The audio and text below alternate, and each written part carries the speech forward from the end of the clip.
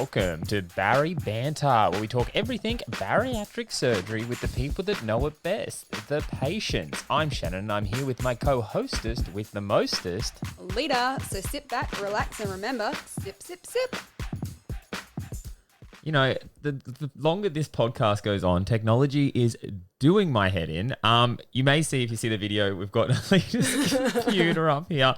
Just because as time, I'm getting the technology side of podcasting down. And just to throw a spanner in the works, yesterday our neighbours wanted their internet fixed, and somehow they broke our internet. So we have no internet. We had to use hotspot. And long story short, took a while to set up today, and we finally got there. So.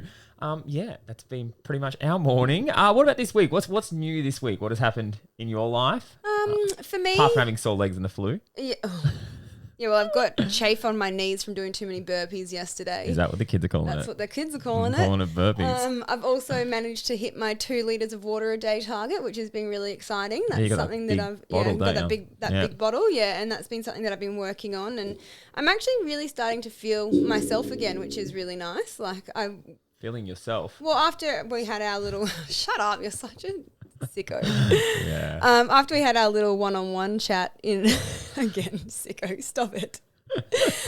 When I kind of told everybody that I was having a bit of a moment and blah, blah, blah, I've really just sort of reined myself back in and, focusing on a lot of things and, starting to feel myself again, going to the gym, running, drinking more water and less wine, which has been good. I think that's the thing for you is and I think sometimes we have to do it, is mixing up our patterns, because sometimes you can get as much as creating things you do every week, it can become quite repetitive. And I think for you with the gym, you've started mixing up, you've gone up to the next grade of CrossFit and kind of mixing it up. On Saturday mornings, you're trying to go to CrossFit rather than park run and different things like that. I think sometimes that can be change, can really re-inspire you and re-motivate you, and I think that's what's happened to you lately. You've kind of just it gives me something to work towards again. I literally said to the girls at the gym yesterday, I said, part of the reason why I lost my mojo is because I wasn't training for anything. I wasn't entered any more running races and I wasn't doing anything. So going to the gym, yes, I'm still learning all the movements at CrossFit, but it's I'm getting a PB every time I go because it's the first time I've done a deadlift, or it's the first time I've tried to do chin-ups, or you know what I mean? So it's a new PB every time I go, and that's really motivating me now. Doesn't that just show the progress of your weight loss surgery journey though? Because I don't what you're doing these days isn't weight focused. You're not going, I'm doing this to lose weight. You're I just need something to kind of keep me happy. Keep me Isn't going. that funny how that's changed over time? It's now I'm doing this and doing this new class because I just need to be feel healthy and happy, and it's not because I want to lose 20 kilos or 5 kilos. And I actually had that conversation with one of the girls at the gym yesterday, because she was saying she's really focusing on her nutrition, because she is trying to lose weight, but she said that it's so disheartening focusing on a number on the scales. She hasn't had surgery, and she's for me, I'm just focusing on hitting my water targets every day and lifting my heaviest weight that I can, and really focusing on the nutritional side of things, because that's gonna in turn pay off, and you notice those changes more than what you'll notice a number on the scales. So it was kind of cool. Yeah, it is. It's good how those goals change and you just kind of refocus a little bit. As much as I go, at the start of my journey, it should have been about getting happy, finding my healthy, happy medium. It was very weight focused. But it has to be at the start. Yeah. Especially in that first year, you're very weight focused and I've got to hit this number of losing this amount of kilos and, become a society norm look wise to then focus on other things beyond that. And it's good that, now we are focused on other things. And I think a lot of people need to understand 3-4 years down the track, you will refocus towards, feeling a certain way or getting addicted to feeling healthier and stuff like that, and that all just has to happen as the journey goes on. But speaking of healthy and happy, our guest today is someone that I have a lot of love and respect for, because he is a very healthy and happy person. And I must admit as well, our guest today, he's one of the first people that will always reach out, always checks in. After our podcast that Shannon and I did, he was probably the first person that jumped into my DMs and just reached out and said, you know what, what you're doing, don't be hard on yourself, blah, blah, blah. So I have so much respect for our guest today. And I'm actually really excited to get him Before on. his head gets too big that he can't fit into the Zoom meeting, we might as well introduce our guest today. All right, do you need me to go slow so you can set this up properly, Shan? I don't know how to exit out. Today's guest had gastric sleeve back in November 2020. His heaviest recorded weight was 162 kilos, and he has since lost over 50 kilos and completely overhauled his life. He's recently hit some pretty incredible goals and is one of my favorite people on the gram at the moment. With a heart of gold, please welcome today's guest, Ben Jones, aka Benoit87, on Instagram. Just 2 seconds. Shannon literally just dropped his phone in his coffee. Oh, geez. Oh, no. Use that Get towel. the rice. Wow. What is happening this morning? I am a curse. Everybody says that we need to do a bloopers reel. We really need to do a bloopers reel on this one. That was a swish. Absolutely. This could be an hour-long bloopers set. Oh my God. God. Is it all right? I think so. All right. I think we're good. Can we still hear Ben? Yeah. Talk? Okay, Benny. Welcome back. Okay, here we are. Eddie. You can hear us? Because your phone is connected to the... Okay, so hey Ben, how you going? So anyone on the video, you would have just seen my phone fall off the thing, and I will put it in like a little highlight, and it went straight into my coffee cup. So yeah, that was interesting. First of all, let's kick this off with saying we've got a few congratulations for you. You've become a father again recently, which is super exciting. And you've recently joined the Sub 30 Club for running 5Ks, which is also super exciting. But before we celebrate all of those sorts of things, I guess we can touch back on them later and find out a little bit about you before weight loss surgery. When was it that you realised that weight sort of was an issue for you? Brilliant. So first of all, thank you for that intro. I feel flattered. You've absolutely pumped my tyres. It's all going to be downhill. I think the other thing I want to say just before I kick off is thank you for reaching out and asking me to do this. I feel like I got weight loss surgery, like you said, in November, and it was right before surgery. I started getting cold feet and worried about going under.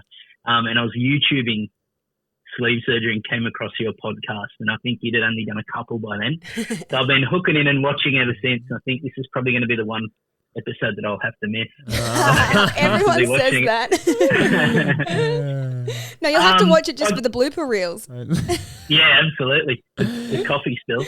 I think, look, weight loss surgery, obviously a huge drastic step that you guys and everyone listening, I'm sure, has had to make at some point. And I know most people that I talk to have always sort of had those long life issues with weight. And I'm probably straight into that boat as well. So as a really young child, was fit, played every sort of sport that you could imagine and those sorts of things. But from about the age of 12 or 13, I think I got my tonsils out, and Dad told me that when that happened, he noticed that I'd put on a lot of weight and started eating a lot more and things like that. And I've always just yo-yoed with diets and health kicks, but also with weight quite drastically. But throughout my life, I think I've lost close to 50 kilos at 3 separate times. Shane can relate to that. The most recent time I did it was for the wedding. Obviously, having a goal in mind, I'm pretty motivated and I have a goal in mind. And I finally lost close to 50 kilos in about 5 or 6 months, really unhealthily. But once I got to that goal weight, I was like, I'm not doing this anymore. I'm really happy I finally got here. And then straight after the wedding was the honeymoon, and then every excuse that I could find, whether it was uni or traveling for work, whatever it was. And I found myself way back at the start line again and just got really disheartened.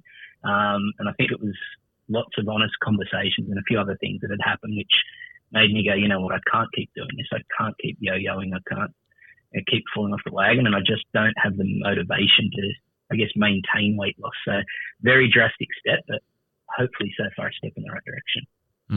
It is very dismotivating too when naturally you lose all this weight at 50 kilos and you feel like just overnight it goes back on, because I was in the very same boat where I lost like 50 kilos or whatever 3 or 4 times, and I got to that point where you just kind of go, well, what's the point of even trying to lose weight? because I'm going to put it back on anyway. And it's that whole like self-doubt and like negative kind of mindset that just spirals the whole thing. And I know for me, it was weight loss surgery. It was like, oh, it seems so extreme, but I just needed that little bit of motivation to just give it one more crack. And I think that's, you know, for yourself, has that been a big motivator to be like, you know, if this doesn't work, then, you know, there's nothing beyond this. So it's kind of like that's kind of made you take it a little bit more seriously? Yes and no. I think one of the biggest things for me, and you'd know this, Shen, having lost it a couple of times, is I find that being the big guy, it's a bit embarrassing, obviously, being overweight, those sorts of things in social settings and that stuff. But what I would find in my experience anyway, even more embarrassing, is seeing people after weight gain. So, you know, you see all these people and you're looking really well, or you've dropped weight. But then when you see them, you know, 6 months later, you really, and it's nothing they say, but you're embarrassing yourself because you know how different you look from when you last seen them. And I had a couple of big things. So when I was, I think it was about 22 or something, I went on a weight loss TV show many years ago. And I lost a lot of weight, and lots of people knew who I was locally because of being on the TV show. And then I come back feeling good and going out for drinks with mates and being young and partying and stuff like that. And then just kept putting the weight back on slowly till I got back to my starting weight. And then felt really embarrassed about that sort of stuff. I guess bumping into people, asking how the TV show was, and knowing that I'd failed in my own self and seeing them was really difficult. And then I got over that and lost a heap of weight again, and then changed roles at work and hadn't seen people for a long time again. So then seeing them putting a lot of weight on, I just kept finding myself in this rut where I guess I certainly wasn't depressed or having any mental health issues or anything like that. I just had this stigma or embarrassment of seeing people knowing that I'd put that much weight on. And it, you know, just a slight comment of, geez, you've put a few on, or you've been in a good paddock, and little things like that. It was like, it's just deflating all the time. So, this time it's been actually the opposite though, which has been good. I underwent the surgery right before COVID. So being COVID, you don't have a lot of social interaction, and I've worked really hard during the COVID break, which is good. I've been exercising nearly every day and being really, really good. And now when I'm starting to see people and feeling good, feeling healthy again, I feel like I've got my spark back that, you know yourself, when you're in a rut, you just sort of 1 week turns into 4 weeks, into a month, and before you know it, you just haven't exercised, you're not thinking about what you eat, just that mindlessness. So I guess, not to go too morbid or down that path, but just putting on weight and seeing people after you've lost weight was really, really difficult. So I've sort of made a bit of a commitment now that, you know, to be a better father, be a better dad, be better in myself. But back to another motivation reason, I guess, was I got to that point where the most recent weight gain was definitely the biggest I'd gotten to. And I had some people that were really close to me, my sister being one of them, reaching out saying, you know, I've never talked to you about your weight, and I don't talk to you about your weight because I know that deep down you know it. And she said, but this is the first time I'm a little bit worried. And it really rocked me, not in a bad way. I went through so many emotions. Like I got embarrassed. I then got angry that they'd bring it up, and then realising a couple of weeks later this isn't about blame or having a crack at me, and it would have taken a lot to have that conversation. But I also got some really close colleagues at work, and one of them had a chat with me about things, and it sort of upset me a little bit again. And then I realised, no, it's coming from a good place, and started having a chat with my wife about it. And as soon as I brought it up, she's like, oh, absolutely. And I could see by the acceptance from the moment I told her that had been something on her mind as well, that she probably wasn't open or wanting to talk about. And then just the people close to me that I did tell, with how, I guess, supportive they were straight away without blinking an eyelid, it was almost like, this needs to happen. So it all happened quite quickly, and very glad it did. It's funny, like how you were talking about how you, like when you regained weight again, you went through that embarrassment and all that sort of thing. What I found was, because I'm pretty sure most of us have done it, like yo-yo dieted our whole time, like our whole lives. Like I lost 30 kilos, and then, you know, you're feeling fit, feeling good, feeling healthy. And then when you put it back on again, the next time you lose it and you see those people, they kind of like expect you then to fail again, because it's kind of like, oh yeah, you know, Alita's done this before. Like when it's just, you become that person that you continuously yo-yo diet and you lose the weight, and then they stop celebrating your wins as much as well, because they're just kind of like, oh well, yeah, she'll just put it back on again. So I think for me this time around, losing the weight and knowing that I had the tool to help me this time, I was like, there is no other option. Like if I fail with this, then I am that person that, you know, they do everything that, you know, and it is just going to happen again. So for me, that was kind of like, all right, this is me proving myself and them wrong once and for all, and I'm not going to be that person that puts the weight back on this time. Like, so I can completely relate with what you were saying with that as well. Yeah. It is embarrassing, and you don't want to become that friend that's just always the fat friend, or, oh, well done, like you've lost weight again. How long's it going to take you to put it back on? Like, you know, it's the wrong way to look at it, but it is very much true. You do that. Yeah. Don't you? Yeah.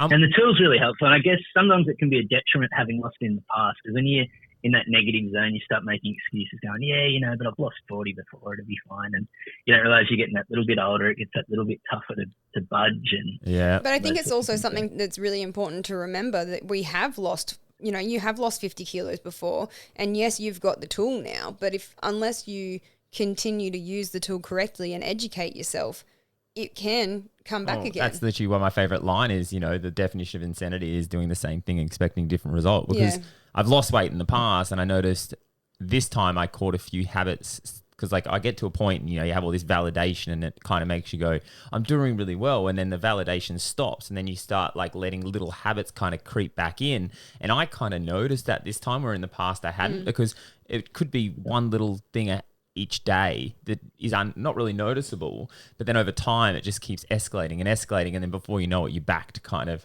you know, all your habits are reinstalled, you know, your weights come back, and you're kind of going, oh, what the hell happened? Where this time I kind of started going, oh, well, that habit's not a good habit, and why am I doing that? You know, because it can just be a slippery slide that sometimes you don't even notice that you're making your way down that hill, but before you know it, you're sitting back at the bottom of the slope and you're like, well, what the hell? Like, how did I get here? But that just shows how much growth you've had as a person. Well, I think it was also led a lot by that fear of failure. Yeah. You know, knowing that I went through this big thing of having weight loss surgery, and, you know, everyone kind of being like, you know, this expectation he's going to regain. I didn't want them to have that, you know, satisfaction and stuff like that. With the TV show, I have to come back to that. What TV show were you on? Mate, it didn't do real good in the ratings, actually. It's called Excess Baggage. So we got paired up with some like D-list celebrities, and wow. So I got to travel around Australia and it was paired up, and it was good fun at the time. I was only young, and it was a couple of months that we got to go away and travel. But that's so cool. Yeah, but again, like being in the public, and again, like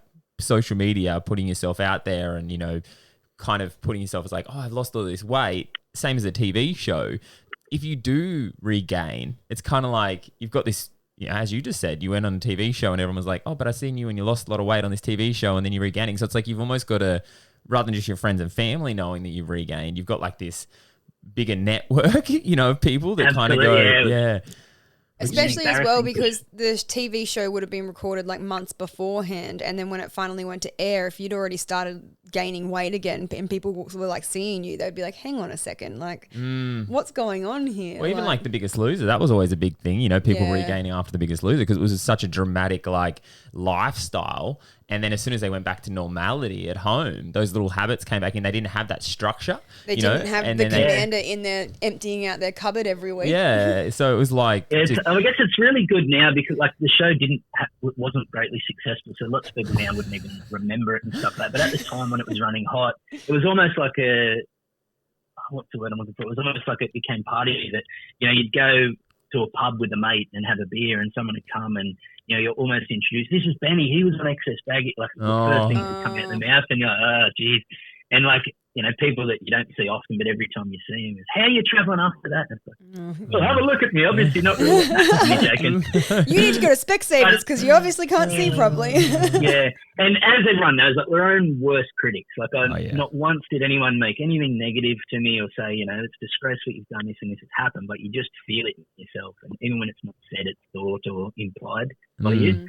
But I think another thing that I've noticed interestingly as well is that over the path, when you start back after massive weight loss as well, after massive weight gain, is just how disheartening or tough it gets to start knowing where you were previously. Even if it's something like, you know what, I'm going to start this health kick and I'm going to go for a run on Monday morning, and then you go to have that run on Monday morning and you can't run, so it ends up being a walk, and then you got a sore back and knees and neck for 3 days and things like that. So you start realising and comparing yourself to when you were a little bit fitter or before you'd put weight on, and it just find it so hard to restart. It is a head game. After a couple of weeks. Yeah, it is a head game. I remember like going through that when I was at probably my fittest I've been, and then I got hit by a car, and then happened to restart that whole thing again, starting from like, not being able to run sub 20s and stuff like that, and then having to go through a road that you've been on before. It never seems, it's kind of like you drive down a road that you've driven down, you've seen the scenery before, so it's not like, oh, wow, so it's like going down that same road again. It just never seems as exciting, and like, so you just have to kind of just keep pushing forward. And that's why I found like the Atomic Habits really good, where it's like, if you just kind of gradually look at it as like a gradual thing rather than like looking at the end goal, it becomes, before you know it, you're halfway down the road and you're kind of like, okay, this is awesome. Like, I'm getting there, rather than just being like, I'm not at the end of the road. If that makes sense. That was a really like I literally had that conversation with somebody yesterday on Instagram, because, she did her first ever trail run, and she was like, oh, I was really skeptical about doing it because, everybody else out there would be running and I'm just going to run, walk. And I was like, but that's the beauty of trails. Like, it's not a road race where you have to be fast. You take it at your own pace.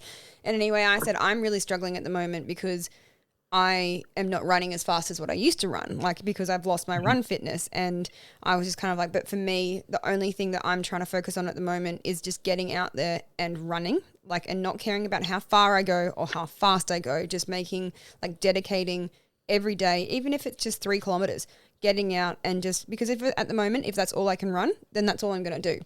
And I'm going to work on that 3 kilometers and build up my pace over that 3 kilometers, because over time, that will get faster and that will continue going. Yeah. And doesn't it suck that we're our own worst critics and that we know the information? Like I've heard you say before, Leader, and I hung on to it, that it's all about finish line, not your finish time. Yep. And that was something really early on that really stuck with me. And Shan, I've heard you talk in all the other podcasts often about, consistency versus motivation. Like, it's really easy for 2 weeks to be motivated to get up at 5 a.m. and go for a run, but it's a very different thing to be consistent. And it's those little 1%ers I've heard you talk about that are what make the difference, not just being motivated for 2 weeks. Oh, no, 100%. Yeah. So it's almost like we know what to do. It's just at times you got to stop and listen to your own advice and go, you know what, I'm doing this for the right reasons. And it is a roller coaster. It's not a linear journey where you start low and we reach that point of enlightenment. It's just like a day to month to week battle. It really is. And the 1%ers, you're 100% right, because it's like, I think sometimes we look for that instant gratification, where it's like we want to be at the top of the hill tomorrow, but it's like you've got to find motivation in the 1%ers, like each day, just knowing that eventually you will get there, because it can become very monotonous sometimes when you got a big goal and you feel like you're not making progress towards it. And then sometimes you are like, you're not noticing the progress, you just give up. When you were progressing, you just weren't progressing at light speed. It was just like you were working your way in the right direction, and giving up was the thing that stopped you from getting there eventually. And that's sometimes you just have to have that long goal with short goals in between to get there. How's your nutrition and stuff? Like, prior to weight loss surgery, did you have much knowledge when it came to nutrition? How have you found the process education-wise around that kind of area? Yeah, I mean, I feel like I'm really good. Like, I know a lot about calories and macros and what I should eat and shouldn't eat. And I feel like I always have, because even from a really young age, I was going on diets and fad diets and things like that. So I know what I should eat, but I get so good at when I'm in a rut at just completely ignoring it and unconsciously either not thinking about it or purposely blocking it out. Yeah. The other thing is, when you're so big and trying to lose so much weight, I know that the best way to do it is, protein and vegetables and limit your snacking and things like that. But you're looking at sort of under that kilo a week to start with. And when you're so big, you do that for 5 or 6 weeks, and you're like, man, I've got so much to lose. And it was really easy to fall off the wagon. So what I found things that worked for me to drop weight quick that were not sustainable and probably weren't best for me. Things like doing shake diets. So for my wedding, I was about 150 kilos in October, and I was getting married in February. So I went 3 shakes a day with nothing else in between, and went and bought my wedding outfit that didn't fit, and I needed to get into it, so it was enough to keep me motivated. But it was really unsustainable, really unhealthy, where the surgery for me has been such a blessing, because it's the first time I've ever lost drastic weight where I haven't gone drastic in terms of only shakes. I'm eating a healthy combination of different types of foods that I've never been able to do before. It was either 0 bread, 0 carbs, 0 anything that I shouldn't eat. But now I'm having little bits of everything just because it's such a limited portion amount with the sleeve. So for me, it's been interesting that I'm able to lose weight, but not completely hold myself away. And I think that's what stopped me falling off the rails as much as well, that I'm not craving something that I never get to eat type thing. Yeah. And are you the cook in the family, or is your wife the majority cook? No, the wife's the majority cook, but I guess it was never really about her nutrition. It was more me doing the wrong thing. So feeling like on the way home from work, I had to pull into the drive-thru and grab something I know that she wouldn't know that I had. Closet and eating. then come home and eat a normal dinner. Yeah. And you had that justification. It's good that you said that with the, defining the balance of all foods, because I remember, and it was my surgeon that pulled my head in on it a little bit, because I remember we went through the whole vegan stage, and, I was trying to as he put it, he goes, it's all kind of an extreme relationship to food when you start looking keto, and, it's still a diet mentality. And it was my surgeon, I went into him and I said, I'm trying vegan. And he goes, what's the reason behind that? I said, because I want to do this and da-da-da-da-da. And he kind of said, at the end of the day, you need to just get yourself into a headspace of, look like a caveman. The more organic, he said, I would be avoiding high processed stuff. Just look at, think like a caveman. Think back then they were, eating a little bit of meat. They weren't getting it all the time, but then they're having, some fresh ingredients. And he says, if you can get away from packet stuff and just kind of go back to the basic organic kind of thing, that's going to be the best standard of food. Having a little bit of everything and, kind of mixing it up. Because that was something I definitely found myself falling into, just looking at food as almost complicating it. And being I can't have this, I got to have this. And it's at the end of the day, you just got to find that balance of organic food, cut out, your high sugary protein kind of processed foods, not protein foods, processed foods, and find that balance of just natural food sources with lots of minerals and vitamins, because that's what's going to give you the best result in the end, really. And it's going to give you the best balance, and your body's going to be fully fueled properly. So yeah, that was a good conversation. I remember my surgeon kind of, smacking me around the ears. He didn't really, but he kind of said it in a way that I was okay, I'm being a bit extreme here. Again. And finding a weird diet on the side kind of thing.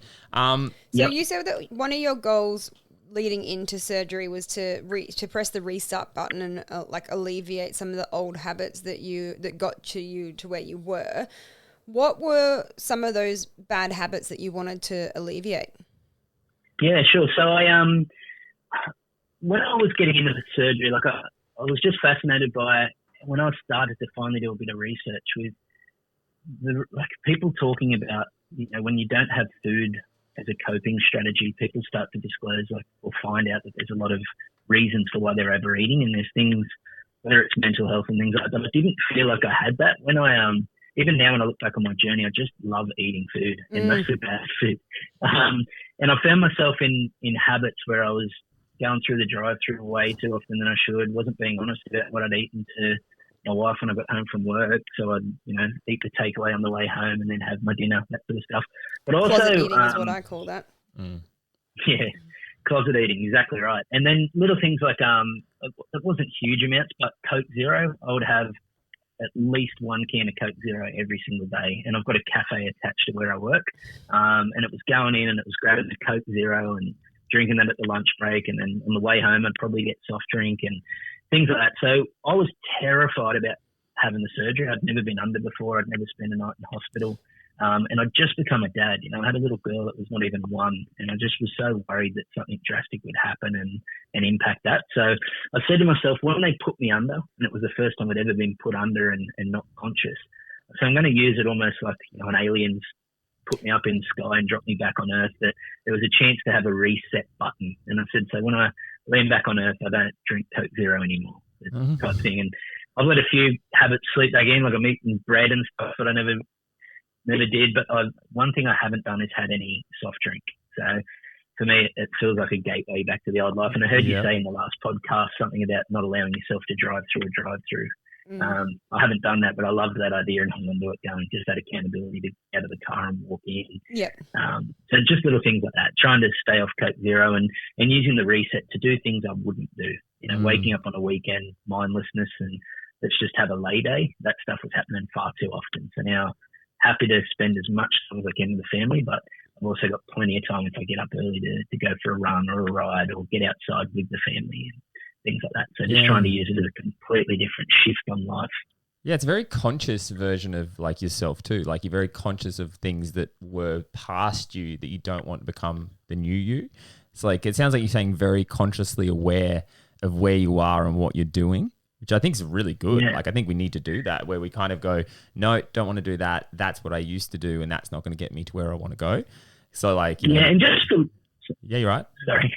Yeah, just with listeners too, like not thinking that that's easy or something that I've just done cruisily, because even now I'm really struggling. Like what's happened, you mentioned before, I've got a new bub, which is also got a little 5-week-old boy, is magic. But leading up to the pregnancy before the baby come, every single morning I was up at 5 a.m. doing some exercise. And now the last 5 weeks, I've taken a bit of leave to look after the bub, and the baby's waking up, you know, midnight, 2 a.m., 4 a.m., and I'm waking up tired at 5 a.m. and laying in bed with the wife and the baby and not doing that stuff. And it's only been 4 or 5 weeks and I'm still battling, thinking, oh, I'm slipping. So it's a constant thing. I don't want to say I've just made these decisions and I'm implementing them all, because we all know you don't get to that stage that we did without, I guess, slipping at times. So it's just being honest with myself and transparent. But also when I'm having those little lapses, understanding it's all right, and spend the time with the family. It's a tough time of year with Christmas anyway, but still implementing those little habits to get me back on track. Well, we literally had a conversation about that not too long ago. Ben, yourself and I, we were chatting with each other because you, as I said, you were one of the first people that jumped into my DMs and was like, don't worry. And you were like, I've gone through exactly the same thing with exactly that. You know, you've been on the couch watching like movies and stuff with the kids and like helping your wife out and stuff. And it's so easy that once you've taken that break, you know, like routine, they say it takes 28 days to form a habit and 1 day to break it, because it's so true. Yeah, once you stop doing that routine and getting up every single morning, like look at us with our beach walks, we used to do it every single morning, and then winter came and it was later and we slept in for longer, and the excuses came into play, and the justifications, and then we got up and we've started doing them again, and now without fail every single morning. Tell you what, some days it's so hard for me to open my eyes at 4:30 in the morning and get up, but it's a habit that we really enjoy and it sets your day up properly. Because one of those, like, as much comfy as the bed could be, I've said this a million times, like being in bed, you know, snuggled up, blah, blah, is a very tempting little beast, you know, to the point lately, because I found myself like, it was 4:15 and then it was 4:30 and then it's 4:45 and then like it's slipping to the point now I've installed smart lights in the house. So I have like these smart fans and I have it automated in the bedroom now. At 4:30, not only does my alarm go off, but my smart light comes on, because you can't avoid that. It's like the sun just bams you in the face, because I know, as much as I'm like, oh, this bed's really comfy, I know that getting out of bed and doing the walk will just put me in a better mindset and a better, you know, I'll be happier throughout the day. I'll be more productive if I just get out of bed, just kind of kick myself out of that bed. As much as in my head, it's like, no, you don't need to. You know, whereas it's a little bit cold. I keep my eyes closed until I hear the coffee machine start, and then I'm like, okay, we're actually getting out of bed now. The coffee machine's grinding the coffee beans. Get up. I know. I'll take the dogs and I'll walk down the alleyway and I'll wait for Lita over there, because I won't. Like, it kind of gives her that, like, okay, let's go now. Okay, like, we're good to go. Yeah, I was the same with the old snooze button. Just had to completely no snooze button allowed. Is when it goes off, it means you get up. Get up. Well, I still have an alarm that goes off at 5:15 and 5:30 that I turn off every single morning along our beach walk, because I'm like, I know that if it's just, even though we get up at 4:30, I still have those alarms. I'm like, just turn the alarms off. Like, you always get up at 4:30. Why do you have these other alarms? And I think it's because it makes me feel good that I've gotten up before my alarms. Yeah, well, it's also absolutely. Yeah. Also, how many times have you like gone, you know, oh, I have an alarm at 4:15, but I have another alarm at 4:30. So you kind of like have that alarm to be like, oh, I'm just going to sneak that extra 15 minutes. And it's like, just get up. Like, you know. And that 15 minutes of me laying there trying to talk myself into staying in bed, I think. It is. It's exactly like that. Yeah, it's like anything. You just got to take the leap sometimes. You just got to push yourself to do something. But even sometimes it is.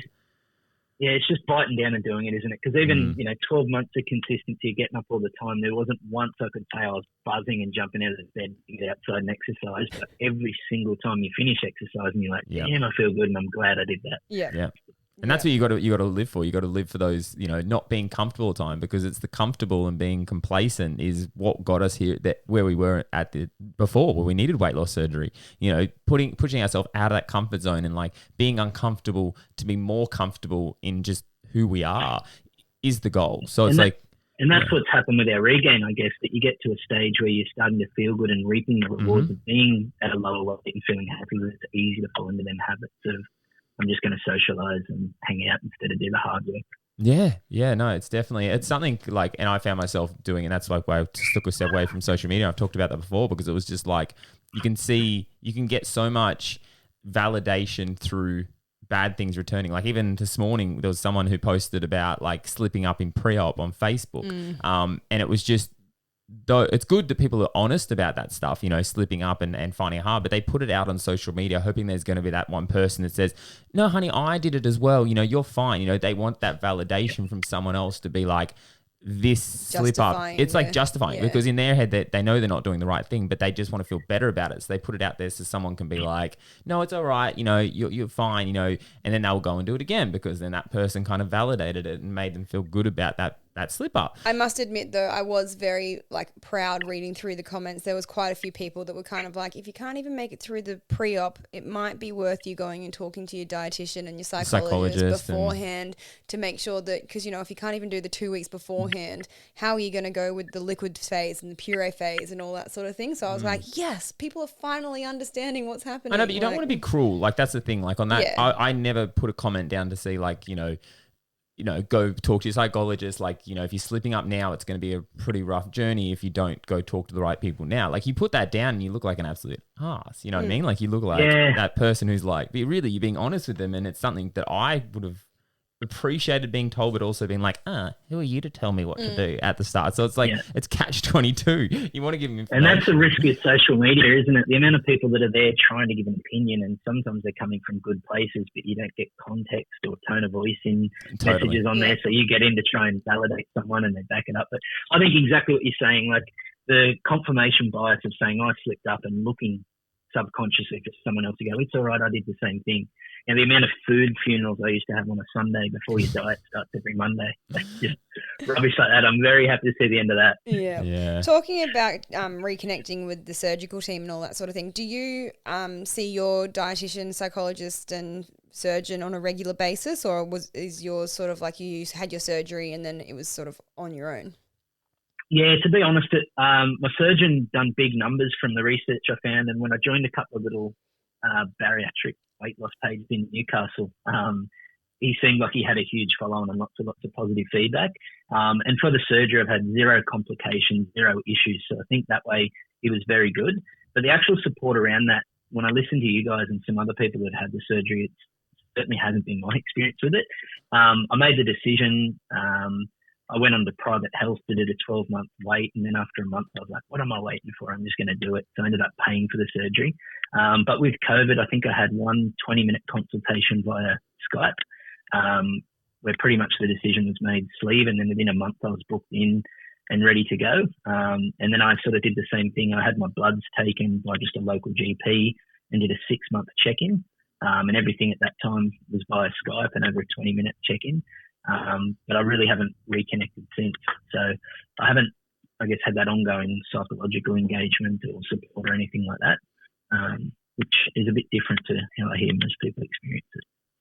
And you found it all right. Like you seem very self-aware that you are almost doing what a psychologist, because at the end of the day, a psychologist is great to offer you tools, but they're not going to fix you. You know what I mean? It's not like you're going to a mechanic and they're just going to tinker with your engine and then like make it all better.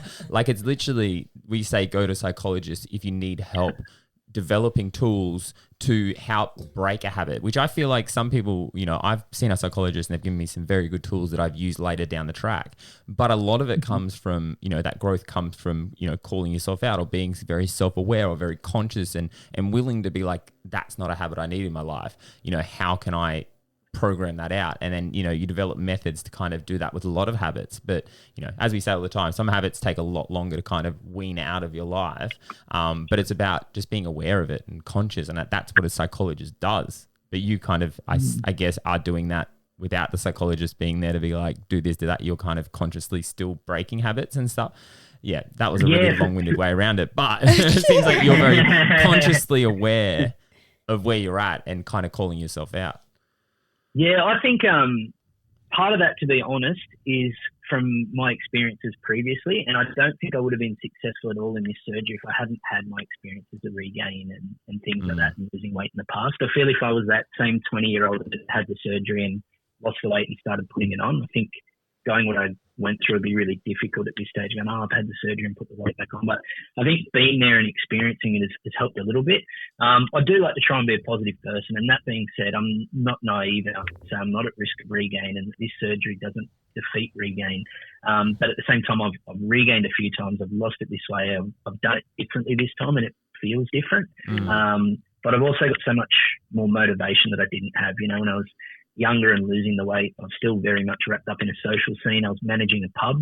So Wednesday to Sunday, I was working till midnight and then drinking beers with friends and eating food when I got home and stuff like that. But now I'm a little bit older, a little bit wiser. I've got some kids now, which are a huge motivator. I'm getting myself out of bed and doing it is to be a better dad and be a better father. And just in the last 12 months, I know I sent you guys some pictures for this podcast, but seeing the dad that was holding that little girl to the dad 12 months later, just physically, is a huge difference. And what you don't see in photos is just how much better you feel getting up and holding them and walking around and being able to go to the park and take them out and things like that. So heaps more motivation. I think that's a long-winded way to answer that question. But certainly the experiences I've had have helped with the mental side of things for sure. I think you nailed it. And I think I remember as soon as you said that about like the past experiences have set you up for this journey, I automatically thought about like my little brother, because he's someone who mum's like, oh, he probably will just have to get weight loss surgery. And my little brother knows,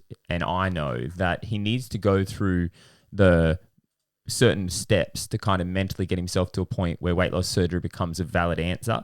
Because I think where he's at, he is that 19-year-old fella that if he has weight loss surgery, he's not going to take, I guess, the time to understand what it means. I guess like it's kind of because he hasn't lost the weight naturally and then lost it and blah, blah, and gone through those whole processes like we have.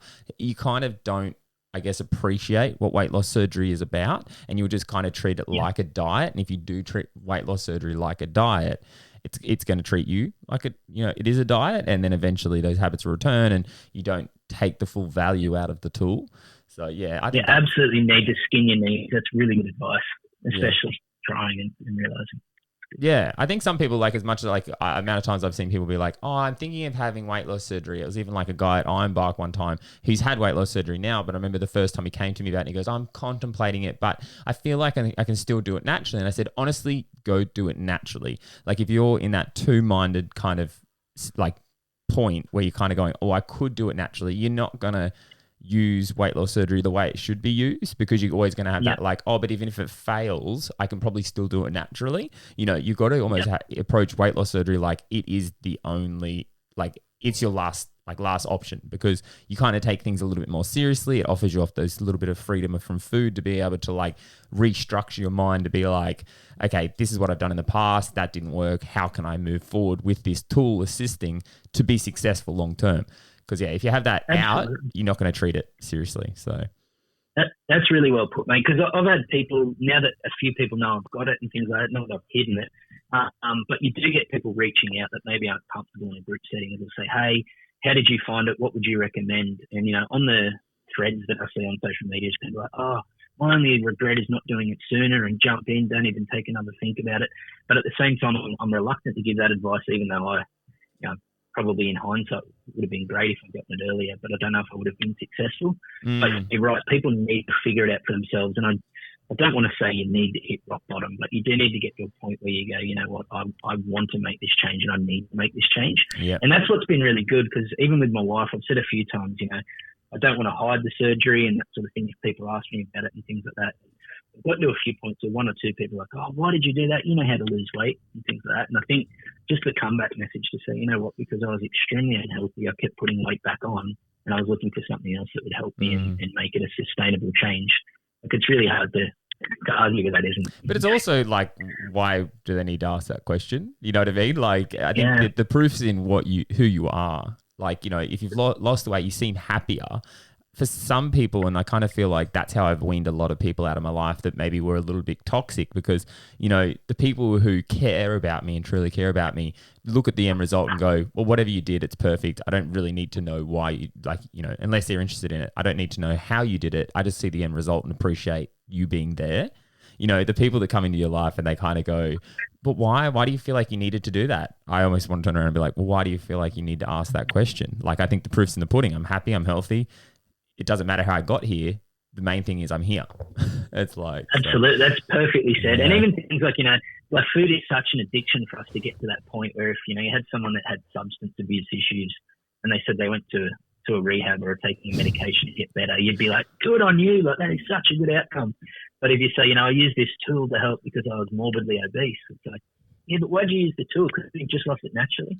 yeah. It's so true. It is. Yeah. Because it's funny how it's got this stigma of just like, oh, you've taken this easy step. It's like, well, you know, if you win the lottery, you're going to give the money back, you know, because you didn't work hard for that money. So why are you taking it? You know, it's like surgery isn't a magic wand, but if there's offered to you a tool in life that can assist you to get somewhere you want to be, do you not take it? Like, you know, a PT, like if it's a really good PT, do you not use him because he's going to make your life easier? Like, you know, some things you just got to be like, however you get there, you get there. Like, it's your life, make your decisions. And if you feel like it's going to help you get where you want to be, where you're going to be happier and get more value out of your life, then take the step. I think it's also a very good and let's point. be honest, it's not something you take easy. It's not like you wake up and go, you know what, I'm going to go and get half my stomach cut out and put my hand up and say I've had weight loss surgery and go under the knife and yeah, that's going to be awesome. And like it's a decision that you don't make easily, costs a heap of money, drastically changes your life.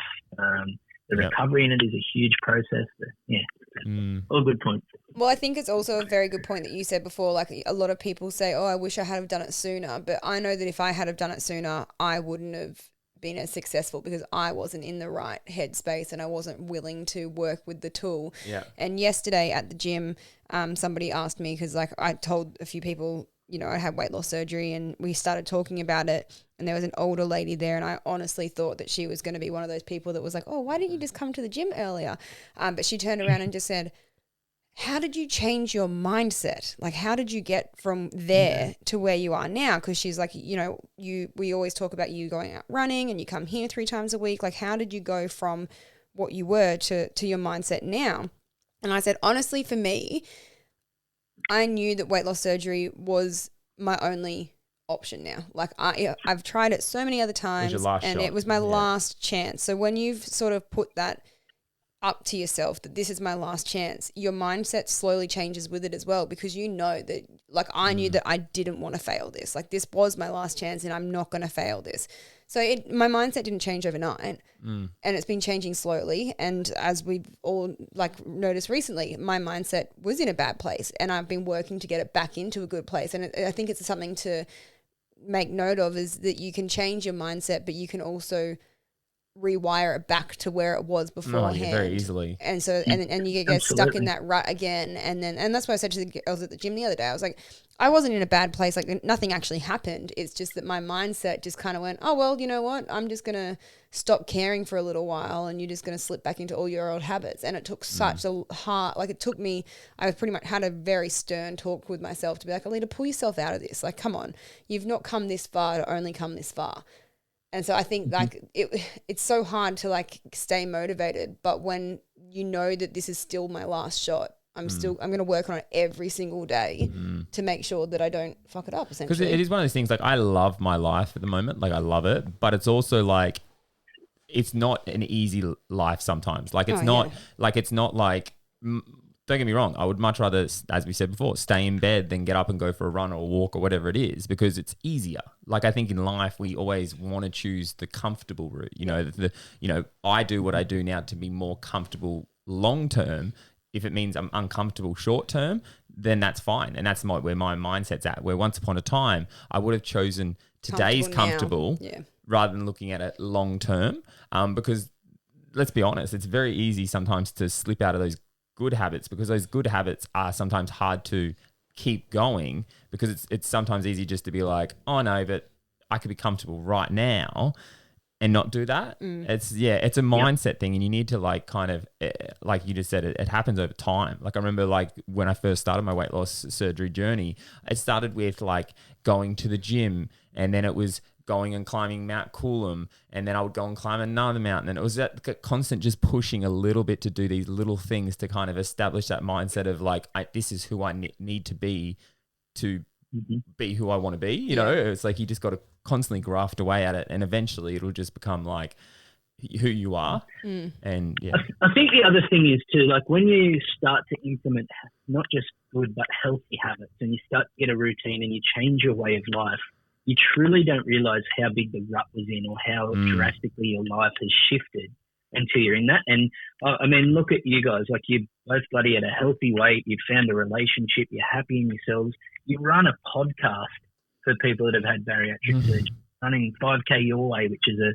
free thing that's motivating and inspiring people. Like all these little things that you look back at yourself, 3-4 years ago and go, you know what, I struggled to get out of bed and go to a restaurant and order something because I thought, you know, people would be looking at how much food I ordered because I'm overweight. Like, just all these rubbish things that you get in. And I look back now, like just this year, I've been able to do, 3 charity runs with work. I did a charity bike ride the other day and haven't never ridden a bike since I was 12. Just feeling healthy, happy, taking the family for walks. Like waking up in the morning and exercising. And it's all stuff that now just feels normal. But I look back only 12 months ago and go, you know what, I didn't do any of this. And I truly wasn't out there living. I was existing. I certainly wasn't unhappy. I was grateful for my partner, my job, loving all my friends and family, but I didn't feel inspired. And I look back now and go, it's a completely different mindset. And the longer I stay consistent, the more motivated, the more I'm gaining, without even really consciously looking at it. And I think, you know, I love sitting down at the end of the year, every New Year's, and writing New Year's resolutions that I've never met. But I think this year when I sit back and look at it and go, just this year, what have I achieved? But if I could consciously look at that and go, well, if I didn't have the surgery or if I hadn't lost the weight, what would I have achieved this year? I think the lists would look very, very different. I actually love how you put that. Like that, as you kept going and I was like, and you were talking about it, it was like almost making my brain happy because like you put it really well. That it's just like things that you do now. If you had the prior you, if they had have known you were going to achieve that, would have been like, oh wow, that's awesome. But you kind of just do it now, and it's like because your life, you've just become your goal. You know, but it's like you sometimes take it for granted that you are at your once goal and you're just living your life and being able to be happy and free enough to be able to go do a charity run. You know, that would have just never been a possibility once upon a time for you. But now it's just like you just do it because you want to do it. And that in itself needs to be like so appreciated because you're living the life you once dreamt of. Well, I want to celebrate something right now, talking about charity runs and getting out and living your life. Sub 30 minutes for 5Ks. Big goal. That's big, huge massive. achievement. Well done. And you did it last week, wasn't it? I did, yeah. Last week for the 5K Your Way. So I've been running a little bit, and I didn't think it would be that hard to get that far, but I've really been trying the last few months and was very, very happy on the weekend to beat that 30 minutes. And that's massive as well, considering like only a couple of weeks ago we were having that chat about, you know, not getting up and not moving and not doing your daily like exercise routine, and then for you to just go, you know what, stuff it, and you smashed a sub 30. Well done. Yeah, I feel like, and I also like looking at the 5K Your Way board this week, the leaderboard, I feel like you were the Kachobi of the sub 30s because, you know, it's one of those things. So like once someone achieves it, other people then realize, you know, it's a thing, because 2 of the other fellas this week also went sub 30 and it was like you were the person that said, you know what I mean? Like it was kind of like they were inspired by you to go, oh, now I'm going to do it. And it's like, well, if Ben's doing it, I've got to do it too. I know, now a leader, you watch next week, she will do it. Now I've got to go and bloody run. No. It is. Yeah, there's a couple of boys that do the 5K Your Way and are pretty consistent. And I saw this week that a couple of them beat 30 minutes. So I wrote out, good job, well done. And one of them hit me straight back and said, you motivated me this week. blah, blah, blah. I've looked at their times and they've both smashed me. So I'm like, back to the drawing board. It's got to be sub 21 minutes now. I love that though. That's what that whole what it's community. all about. You know, at the end of the day, like it's not a big community, but it's a very great little community that like I know we bounce off each other. And like I get so inspired by some of the people, like, you know, even like some of the ladies are going sub 40 and stuff. And it's like, they never thought that would be possible, but it's that consistency that got them there. And, you know, you going sub 30 and a few of the other boys that have been working really hard to get sub 30 have gone sub 30. And, you know, it's not their be all and end all to be a runner, you know, to be fast as, but it's that consistency that they've found a happiness in. And then hitting that goal is kind of like the Mount Everest, you know, they've got there and they've gone, yes, this is awesome. What's next? You know, and they just keep moving forward. And that's what the whole process is about, I reckon. Did you ever think that you were going to be a runner?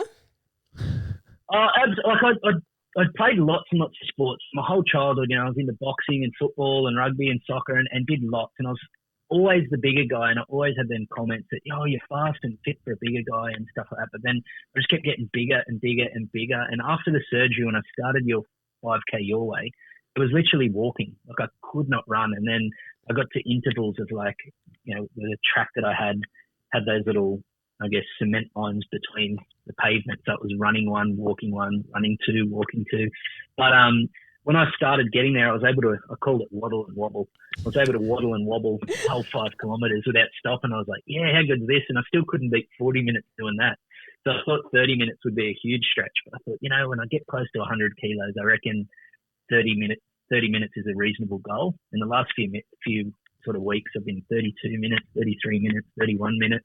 But yeah, I think half of it's not just the physical battle, as you know, it's the mental battle. And on the weekend, I was like, come on, I haven't been doing as much running and just really wanted to beat 30 minutes. I'm very lucky to sneak in. You'll do it often now because you've done it, because you've mentally got through that wall of like being like, oh, maybe I just can't. You've done it. You'll just regularly do it because your mind goes, oh, well, now it's possible. So I'm going to do it all the time now. So. And now, as you said, you'll reset the goal and your goal will be sub 29 minutes now. Yeah. So that's a whole nother 60 seconds that you've got to try and take off somewhere. And then one day you'll beat it and then you'll be like, oh my God, I never thought that was possible. What's next? 28. You know what I mean? It's like... But it's good. It's a good little community to keep motivating us. And I love what you said about the little 5K your way, because it is good fun and you see people posting their times. And I think it's that whole quality over quantity thing too. You know, it's not this thousands of people thing, but it's just a tight little group that motivating each other, and you know, you can do it anytime, anywhere, and it's good. You're meeting some good people. Well, that's what I love about it. And I know like it's not a perfect system like the web. Like I'm currently enrolled to do a coding course because I want to learn how to code purely so I can create a 5K away app that's easier for people to use.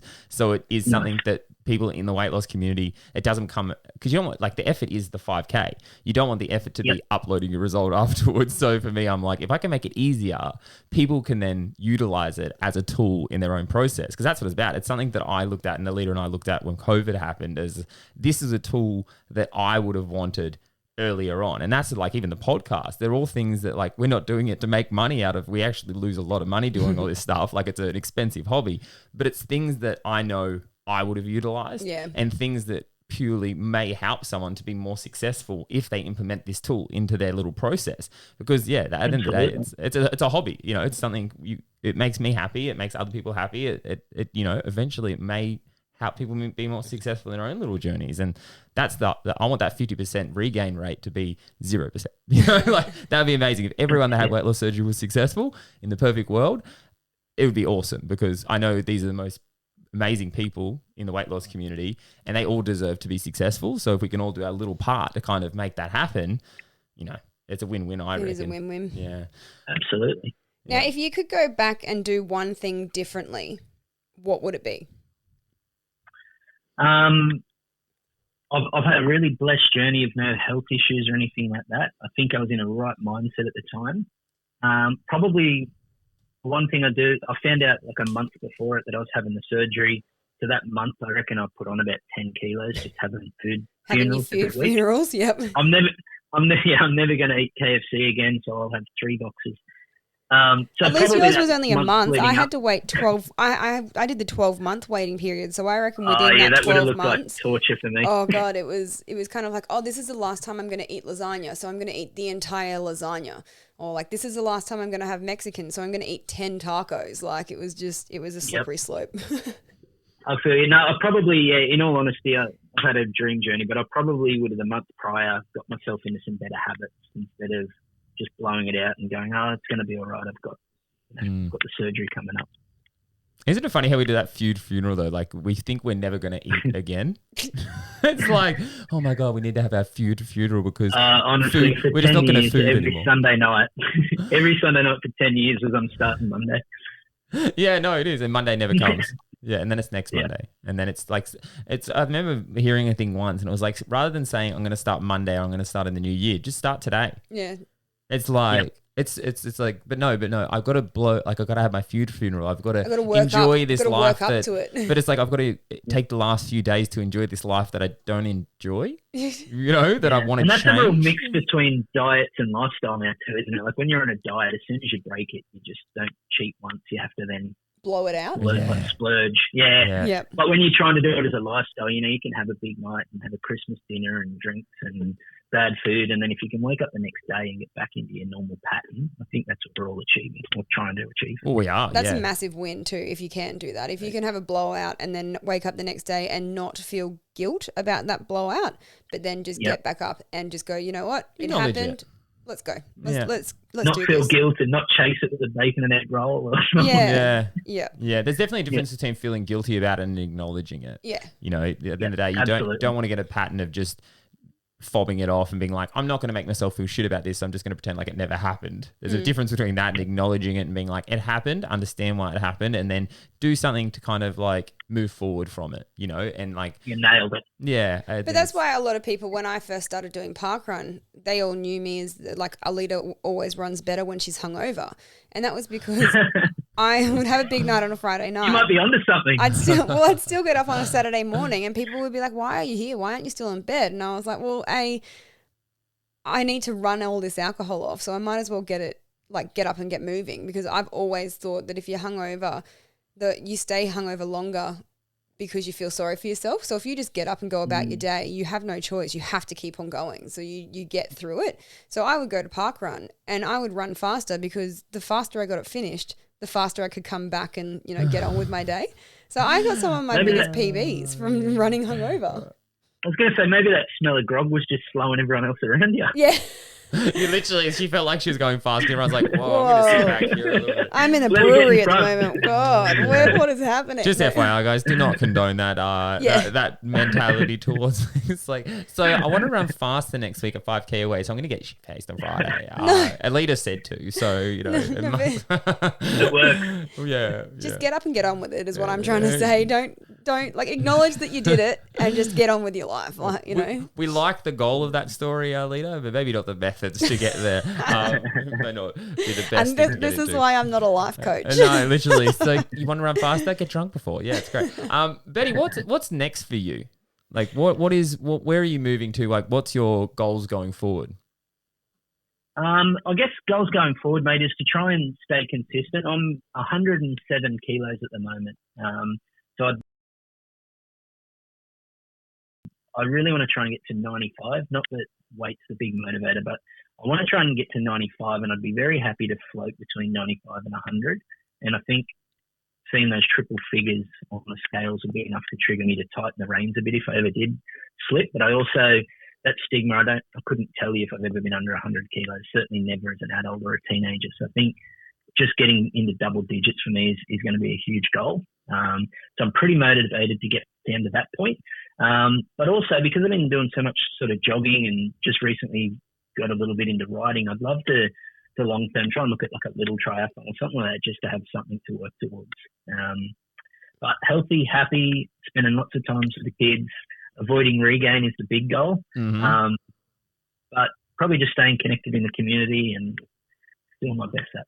Yeah, I think you'll nail it. Like you've got the amazing mentality towards this whole process, and I have no doubt that if you set a goal, you will eventually achieve it because you understand the process to get there. So that 99 will come, that 99 will go, and I think you're right. That's a big motivator is getting under that 100 kilos, because then if you get back to that 100 kilos, it's a big like flashing red light, like, okay, time to like assess things. You know, I know for me, like 90 was that for me. When I got back to 90, I was like, big red flag, you know, like, what are you doing wrong? Like, why is this going that way? You know, so, and it made me kind of reassess and process things and call myself out and establish new tools to kind of be like, okay, we're not going that way. We're going to either stay here or go back the other way, you know? So yeah, I'm trying not to get fixated on numbers, because you always hear that that's such a letdown for people, but I'd love to get into the double figures. I think that's where I'm heading. Well, I not that we're putting an emphasis on weight, but I can guarantee that with your mindset and your dedication, you'll get there. If it's a goal that you want, you'll smash it. Yeah. So. Yeah. Even like the maturity you show with like how you just said, like with the not fixating on numbers. Cause I had, you know, when I was at your point, I was so fixated on numbers, and it's something I look back at and said, I shouldn't have been. But like, it's you having that in your head already is like, wow, you're like miles ahead of where I was at that stage with your mentality and your growth you've shown. So I think, you know, I think that's just going to be a proof in the end result. But, you know, no pressure, just do you, enjoy the process, find that happiness, and, you know, keep loving your family, because you're a great dad, a great human, and someone that I'm very much appreciate being able to meet throughout this process. So There's one thing that I really like for Barry Banter next year moving forward is when we ask all of our guests what their goals are, non-weight related, I want to actually touch base with them again and do, you know, when you hit that goal. So like if you do end up doing a triathlon, I want to post about it on our socials, and I want to get more of a community, because there's people who listen to these podcasts and then, you know, they'll start following you on Instagram or whatever, but then they just, you know, they forget what your goal was, and it just becomes day-to-day life. Yeah, we don't want each episode just to become a number. We want every time someone comes on, they become part of our Barry family, you know, and part of the community, and like people that, you know, because that's the thing, like it's amazing, like the amount of times we get feedback from people who listen to it,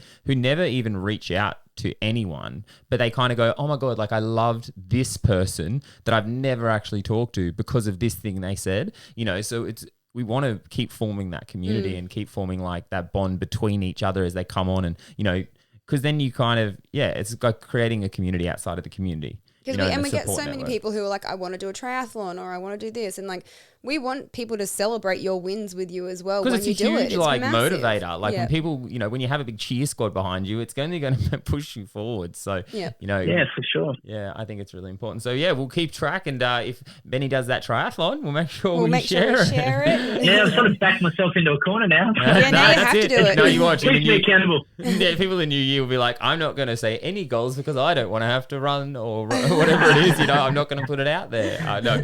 So we're not going to hold you to it, but it can be a motivator to get there eventually. So and you'll probably have to send me a message and be like, hey, leader, I did it, because I'll forget. That's it. Anyway, thank you, Benny. Absolute pleasure. So glad we could finally get you on the podcast and learn a little bit about you, Mr. Superstar, being on TV shows and stuff like that. So anyway, guys, that is another episode of Barry Banter. Yes, that is another episode of Barry Banter in the books. We hope you got a little something from that one. Head on over to Facebook or Instagram and check us out, or go to baribanter.com where you can watch past episodes, give us feedback, and let us know who you want to hear from next. We love you all, and as always, please stay beautiful.